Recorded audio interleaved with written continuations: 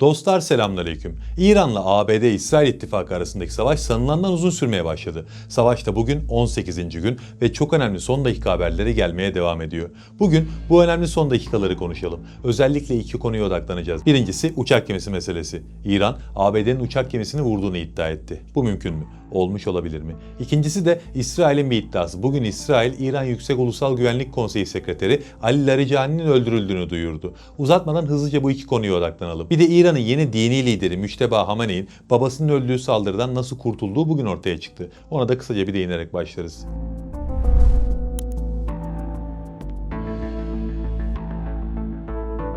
İran'ın önceki dini lideri Hamaney öldürüldüğünde yeni dini lider Müşteba Hamaney de yanındaydı. O yüzden nasıl kurtulduğu merak edilmişti. Bunun cevabı Batı'ya göre yeni ortaya çıktı. İngiliz medyası bir ses kaydı yayınladı ve buradan yeni dini liderin saldırıdan saniyeler önce bahçeye çıktığı için kurtulduğu anlaşılıyor. Gerçek olabilir mi? Bahçenin büyüklüğüne bağlı diyebilirim en fazla. Çünkü o malikane çok ağır bir bombardımana maruz kalmıştı. Yani sadece bahçeye çıkarak öyle yoğun bir bombardımandan kurtulunabilir mi bilemiyorum. Burada karanlık çok fazla nokta var. O yüzden biz şimdi gelelim esas konulara. İsrail Savunma Bakanı Katz bugün bir açıklama yaptı ve Larijani'nin gece saatlerinde düzenlenen bir saldırıda öldürüldüğünü söyledi. İran tarafı en azından ben bu videoyu hazırlarken bunu reddetti. Ama net olarak ne olduğunu anlamamız mümkün değil. Sadece şunu biliyoruz. Hamaney olayında da İsrail ve ABD öldürüldüğünü açıklamıştı ve İran tarafı reddetmişti. Bu da gayet doğal. Burada da benzer bir süreç olabilir. Peki eğer öldürüldüyse önemli bir haber mi bu? Evet, gerçekten önemli bir haber. Larijani İran'ın güvenlik şefiydi. İsrail'in iddiasına göre saklandığı konut tespit edildi ve saldırı bu şekilde yapıldı.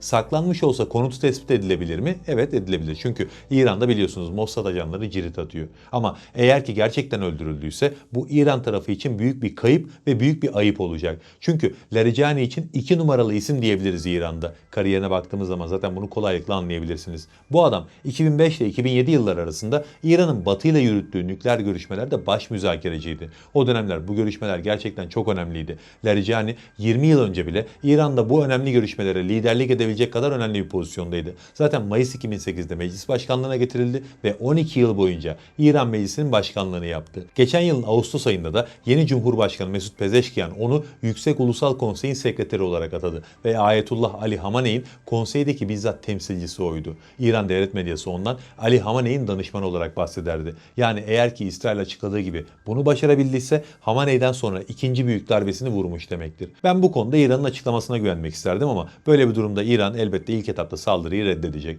Bu saldırı hem İran halkının moralini bozar hem de İsrail tarafına özgüven aşılar. O yüzden eğer ki İsrail'in iddiaları doğruysa bile İran bunu muhtemelen önümüzdeki günlerde açıklayacaktır. Ama en nihayetinde Larijani'nin ölümü savaşta bir şeyleri değiştirir mi derseniz elbette değiştirmez. Zaten savaş yoğun şekilde devam ediyor. Aynı şekilde saldırılar devam edecektir diyelim ve geçelim ikinci önemli son dakikaya. Bu daha önemli ve biraz daha farklı konulara değinerek konuşacağımız bir başlık. İran tarafı ABD'nin USS Abraham Lincoln uçak gemisini vurduğunu iddia etti. Geminin ağır hasar aldığını açıkladılar. İran devrim muhafızlarının açıklamasına göre uçak gemisi balistik füze ve İHA'larla hedef alındı. Gemide ağır hasar oluştu ve gemi bölgeyi terk etmek zorunda kaldı. ABD Başkanı Trump bu iddiaları tabii ki reddetti ve ABD Merkez Kuvvetler Komutanlığı olan CENTCOM vurulduğu iddia edilen Lincoln gemisinden görüntü paylaştı. Ama tabii ki bu görüntü hiçbir şey ifade etmiyor. Çünkü herhangi bir zamanda çekilmiş bir video da olabilir. Yani ortada bir belirsizlik var. Ve bu belirsizlikten faydalanan sosyal medya hesaplarında çokça yalan paylaşım gördüm bugün. Dünya medyasından haberler sıralanmış ve işte sözde Reuters,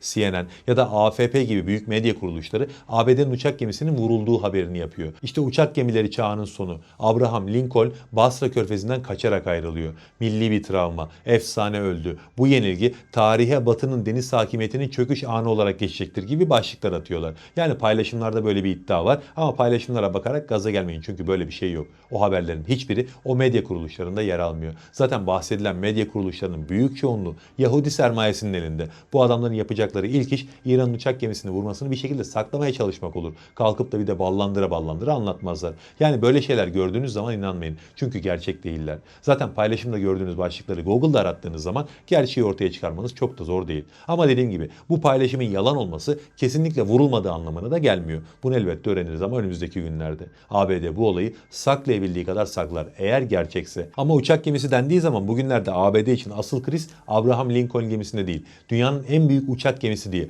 bir ton tantanayla bölgeye gönderdikleri USS Gerald R. Ford gemisinde. Ne hikmetse bu geminin başından bir türlü bela eksik olmuyor. Daha önce tuvaletlerin sık sık tıkanmasından dolayı denizci ve pilotlardan oluşan 4500 kişilik mürettebatın tuvaletlerin önünde uzun kuyruklar oluşturduğu haberleri gelmişti. Bugün çok daha büyük bir olay var. Bu sefer bu geminin çamaşırhanesinde büyük bir yangın çıktığı ortaya çıktı. Bu yangın o kadar büyük bir yangın ki 30 saatte ancak söndürülebildi. Uçak gemisinin ana çamaşırhanesinde başladı ve hızla yayıldı. Ana tahrip motorlarına bir zarar gelmedi ama 600'den fazla mürettebat yataklarını kaybetti. Yangın geçtiğimiz Perşembe günü yaşandı. O günden beri de personelin önemli bir kısmı masalarda ve yerlerde yatıyor. 2 denizci asker de yangında zehirlenerek yaralandı. İran medyası uçak gemisini biz vurduk, yangın falan çıkmadı diye paylaşımlar yaptı ama aslında mesele çok farklı. Bu gemi zaten görevdeydi. Normal şartlarda bir uçak gemisi konuşlandırması 6 ayı geçmez. En son Irak ve Afganistan işgalleri sırasında 9 aya yakın kesintisiz kullanılmıştı. Ama Gerald R. Ford uçak gemisi ve ona bağlı gemiler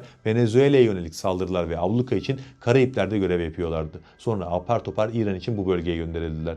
Bu uçak gemisi kesintisiz görev süresi bakımından 10. ayına giriyor. Eğer Nisan'ın ortasında hala denizde olurlarsa Vietnam Savaşı sonrası en uzun uçak gemisi seferi rekorunu kırmış olacaklar. Ve bu uçak gemisinin mürettebatına görevin muhtemelen Mayıs ayına kadar uzatılacağı söylendi. ABD'ye geri dönüş süresi de hesaba katıldığında bu 4500 personelin tam bir yıl boyunca denizde kalmış olacağı anlamına geliyor. İşte bu yüzden gemi personeli isyanlardaydı. Birçok kavga gürültü yaşandığı biliniyor ama tabii ki emir geldiği için mecburen buraya geldiler. Şimdi de intikamlarını uçağı işlemez hale getirerek alıyorlar. Daha önce tuvaletler tıkandığında gider borularında tişörtler ve farklı giysiler bulunmuştu. Yani personel tıkansın diye bunu özellikle yapmıştı. Şimdi de bu yangın yaşandı. Yangın bir kurutma makinesinin havalandırma deliğinde başladı ve hızla yayıldı. En azından resmi açıklama bu yönde. Ama öyle bir zarar verdi ki şu an personel için bu uçak gemisi kabusa dönmüş durumda ve uçak gemisi de işleyemez halde. Eğer bu yatak sorunu halledilmezse 600'den fazla mürettebat aylarca masalarda ve yerde yatmaya devam edecek. Bu da isyan çıkarır elbette. Daha da önemlisi mürettebat çamaşır yıkayamayacak durumda.